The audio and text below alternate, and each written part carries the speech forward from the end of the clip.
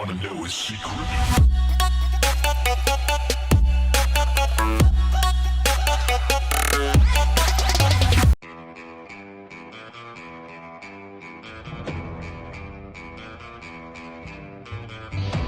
En 1946, l'agent Carter peine à s'imposer comme agent de terrain de la SSR, étant toujours vu comme l'ex-petit ami de Captain America.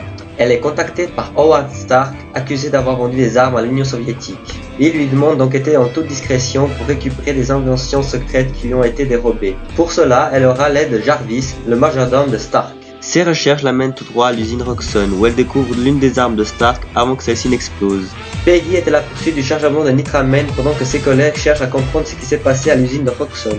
Jarvis insiste pour lui apporter son soutien, mais elle refuse, préférant ne plus risquer d'autres vies que la sienne. Jarvis est arrêté par la SSR et soupçonné d'être impliqué dans l'implosion de l'usine Roxxon.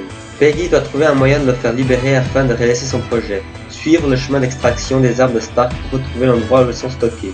Howard Stark revient en Amérique pour vérifier quelles armes ont été retrouvées, mais aussi pour empêcher qu'elles ne soient utilisées par la SSR.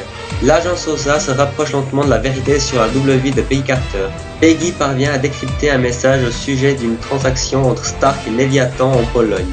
Elle insiste pour partir avec Thompson, rejoindre les commandos hurlants sur place. Pendant ce temps, Dottie, en fait une espionne russe, fouille les affaires de Peggy.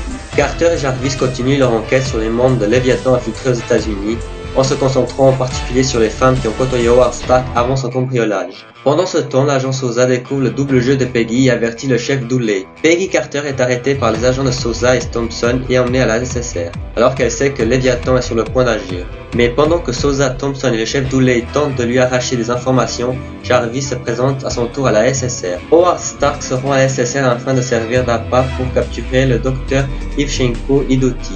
Ivchenko, de son vrai nom Johann Fenhoff, est en fait un scientifique qui travaillait pour les nazis et qui a été capturé durant la Seconde Guerre par les Russes. Témoin du massacre de Fino, où l'amené à utiliser un gaz expérimental construit accidentellement par Stark, provoquant une folie meurtrière généralisée, il projette sa revanche. Il hypnotise Stark afin de piloter un planeur pour lâcher un gaz mortel sur Times Square lors de la célébration du 5-Day.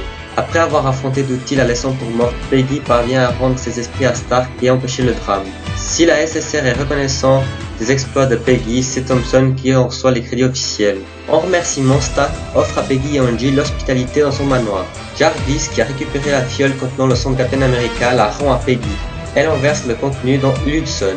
Fenhoff se retrouve en cellule avec une vieille connaissance, Armin Zola. Ce dernier lui donne un papier et un crayon en lui suggérant que l'Amérique est une terre d'opportunités.